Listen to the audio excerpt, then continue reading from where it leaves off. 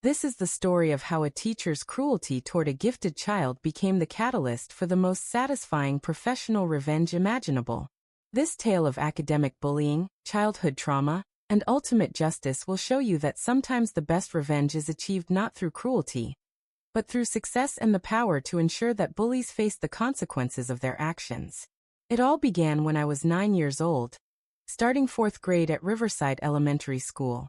I had always been an exceptional student, reading at a high school level since kindergarten, solving complex math problems that challenged students several grades ahead of me, and displaying a creativity and curiosity that most teachers found refreshing and inspiring.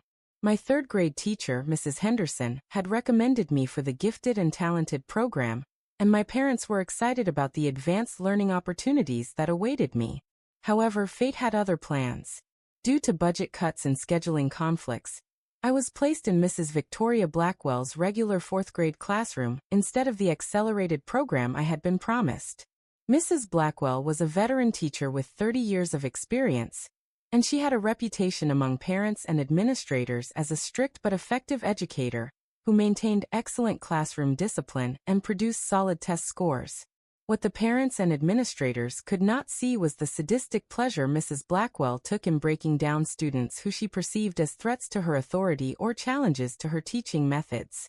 She had perfected the art of psychological torture disguised as educational rigor, and she had in particular hatred for students who were intellectually gifted but came from modest backgrounds.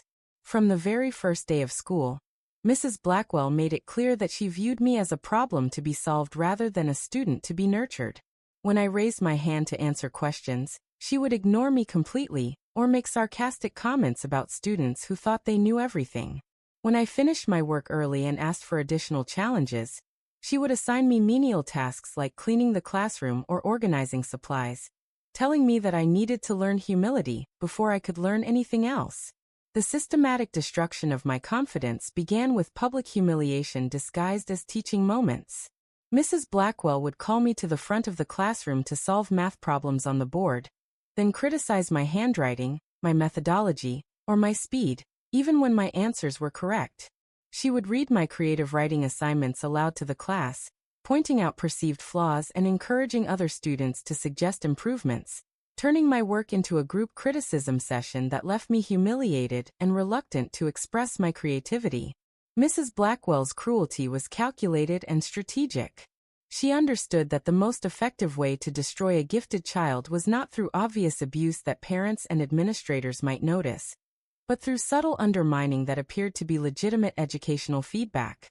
She would praise mediocre work from other students while finding fault with my exceptional efforts, creating a classroom environment where excellence was punished and mediocrity was rewarded. The academic sabotage escalated throughout the fall semester. Mrs. Blackwell began losing my homework assignments, claiming that I had never turned them in despite the fact that I was meticulous about completing and submitting all work on time.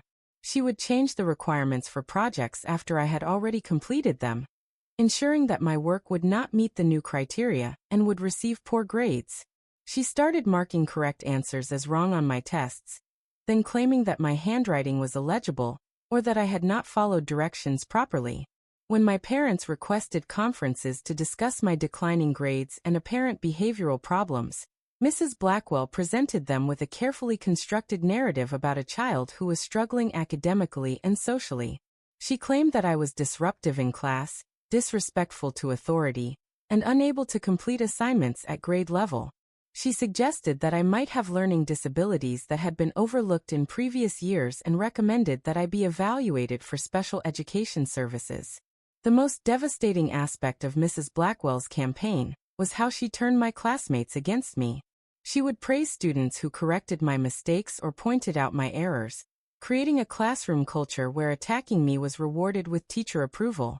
She would assign group projects that required other students to evaluate my contributions, then publicly discuss these evaluations in ways that highlighted my perceived shortcomings and failures. Mrs. Blackwell had a particular talent for making me appear unstable and emotional. She would provoke me with unfair treatment and unreasonable expectations until I became frustrated or upset, then use my emotional reactions as evidence that I was immature and unable to handle academic challenges. She would send me to the principal's office for minor infractions that other students committed without consequence, building a disciplinary record that supported her narrative about my behavioral problems.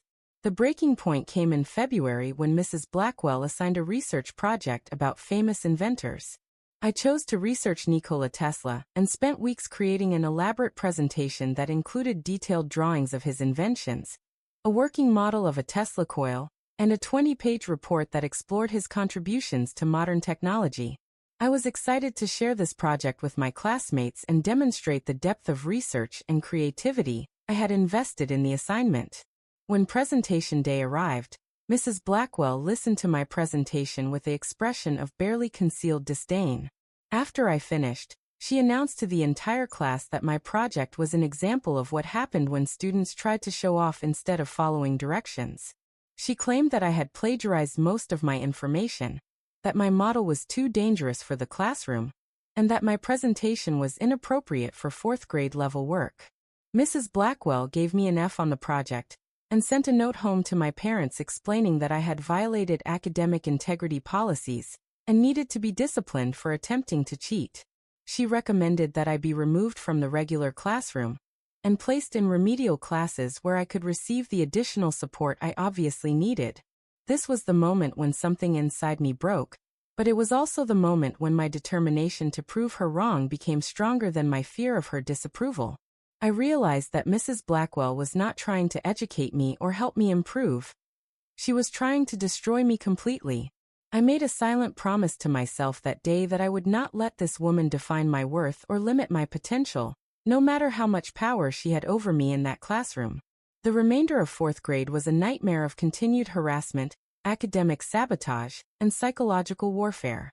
Mrs. Blackwell succeeded in having me removed from consideration for advanced programs, convinced my parents that I needed remedial support, and created a school record that portrayed me as a problem student with learning difficulties and behavioral issues.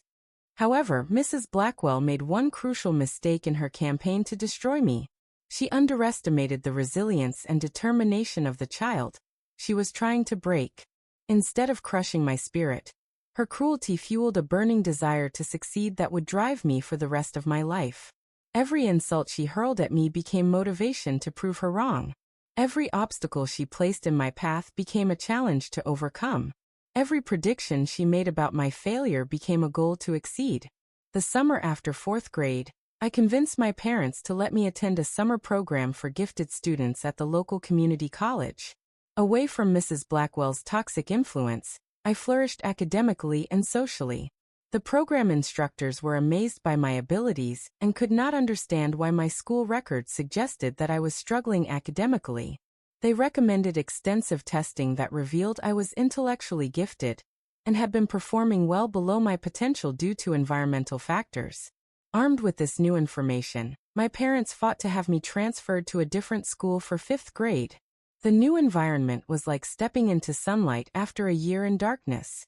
My new teacher, Mr. Rodriguez, recognized my abilities immediately and provided the challenges and support I needed to thrive.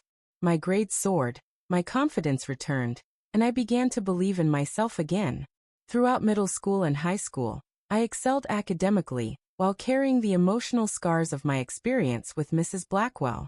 Her voice was always in the back of my mind, telling me that I was not smart enough, not good enough, and destined for failure.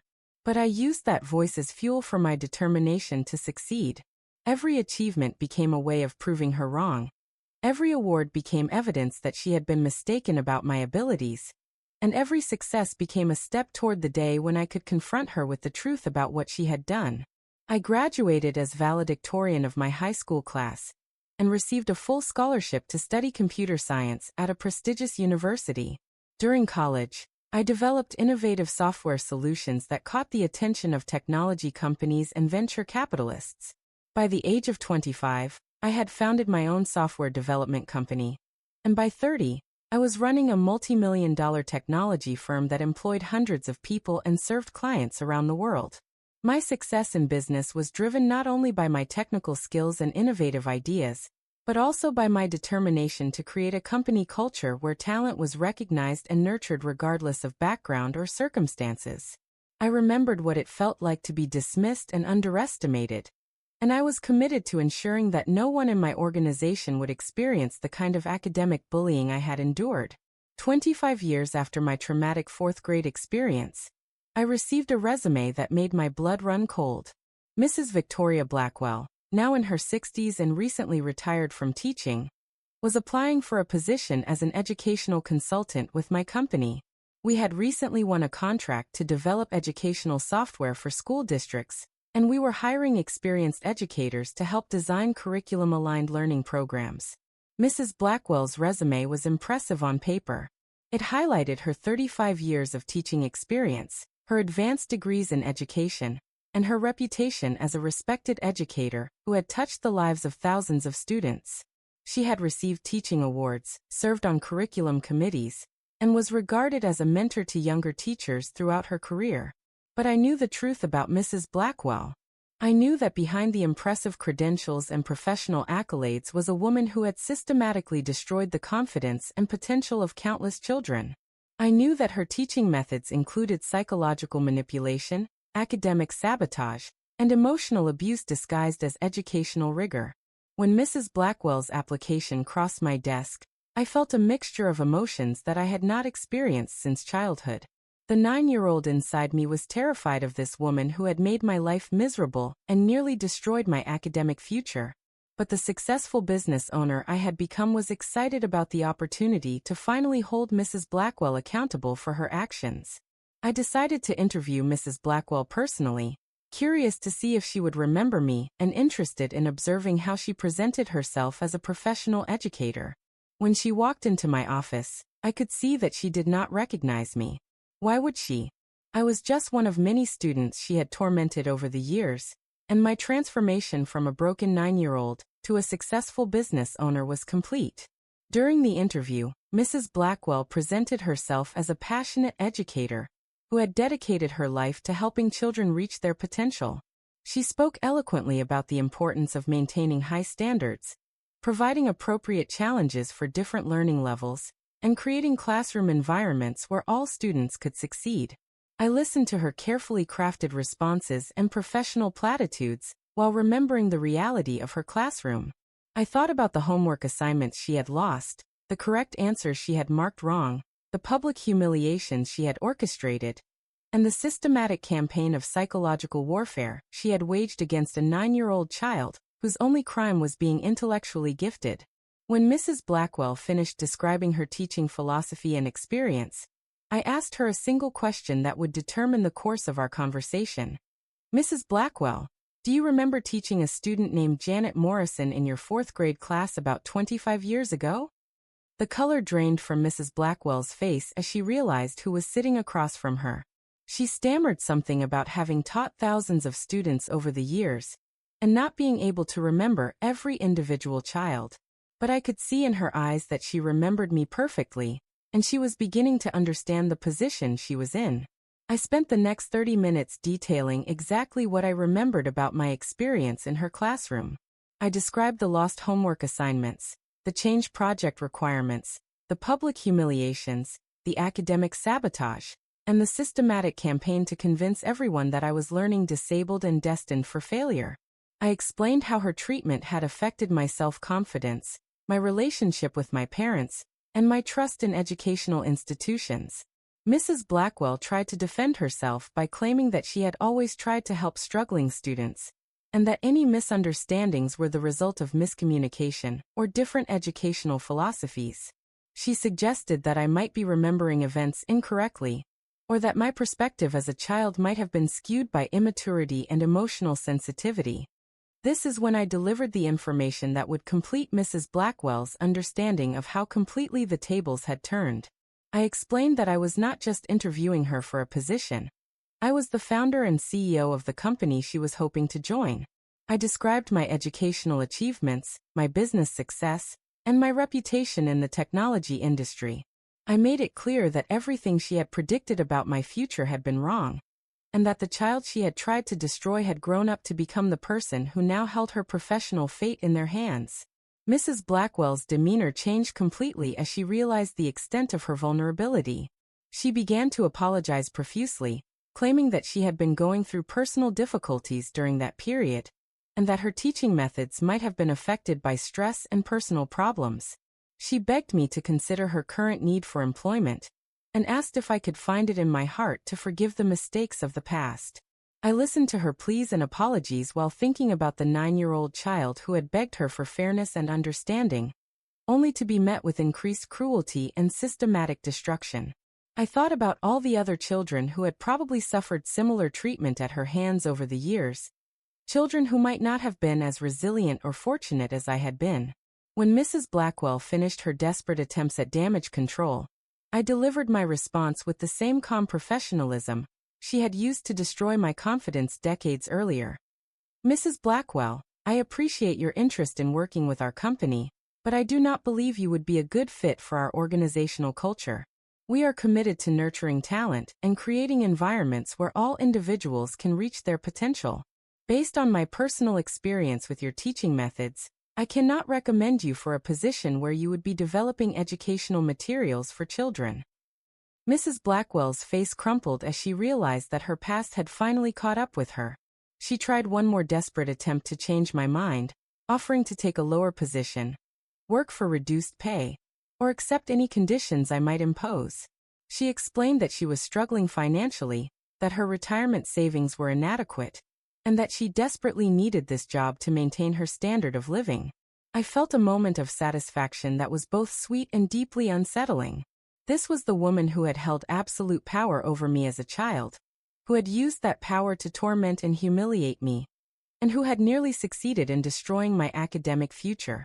Now she was begging me for employment, completely at my mercy, facing the same kind of rejection and dismissal she had shown to a 9-year-old child decades earlier.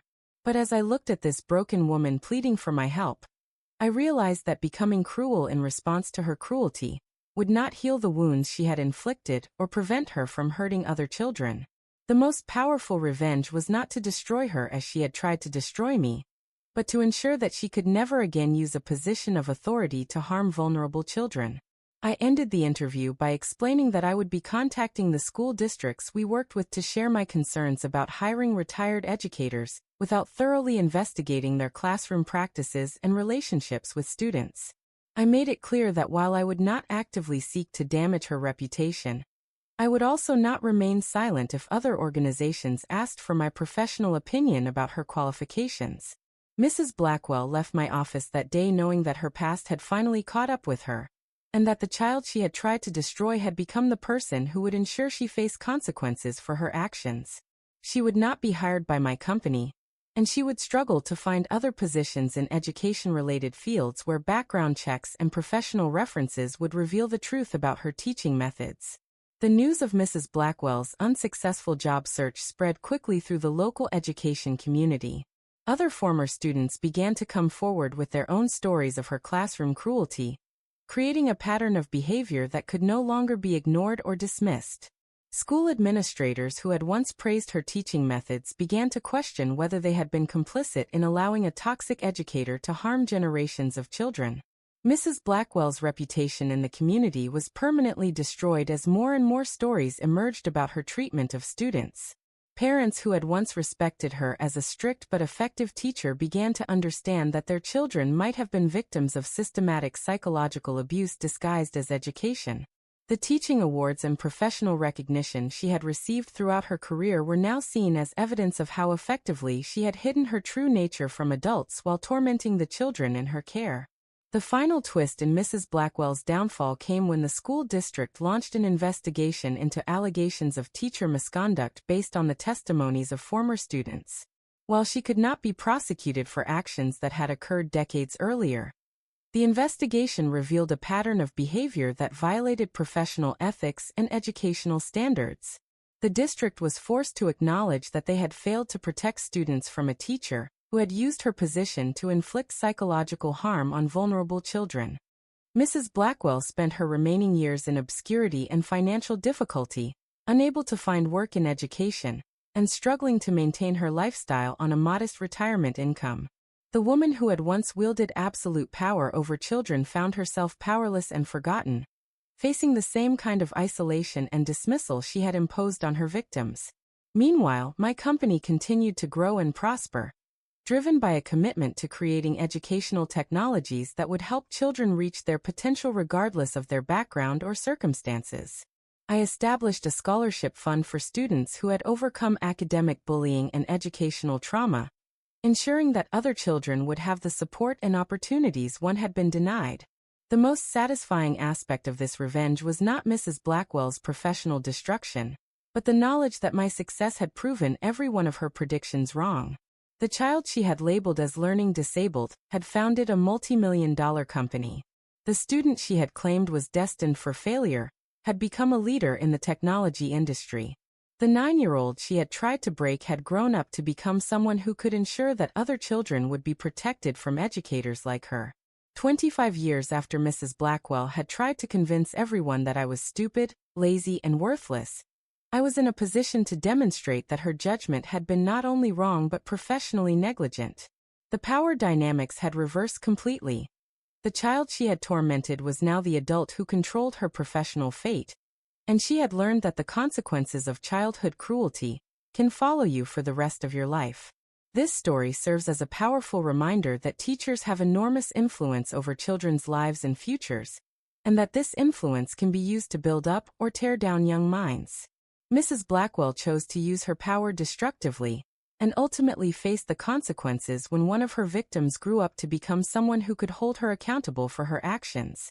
The lesson here is not about revenge in the traditional sense, but about the importance of perseverance, self-belief, and the determination to prove wrong those who try to limit your potential. Sometimes the best revenge against childhood bullies is simply becoming successful despite their efforts to destroy you, and using that success to protect other children from experiencing the same trauma you endured. If this story of a cruel teacher's ultimate downfall and a student's triumphant revenge left you feeling completely vindicated and hungry for more justice, then you have discovered your new obsession here at Revenge Janet. This is exactly the kind of content we are passionate about. Stories where childhood bullies face adult consequences, where academic trauma transforms into unstoppable success, and where karma delivers justice in the most satisfying ways imaginable. Hit that subscribe button immediately because we upload new revenge stories regularly that will keep you absolutely captivated and leave you feeling completely satisfied. Ring that notification bell so you never miss a story of teachers, bullies, and authority figures getting exactly what they deserve after years of tormenting innocent children. Share this story with anyone who has ever been bullied by a teacher or told they would never amount to anything, and join our community of survivors who know that success is the sweetest revenge.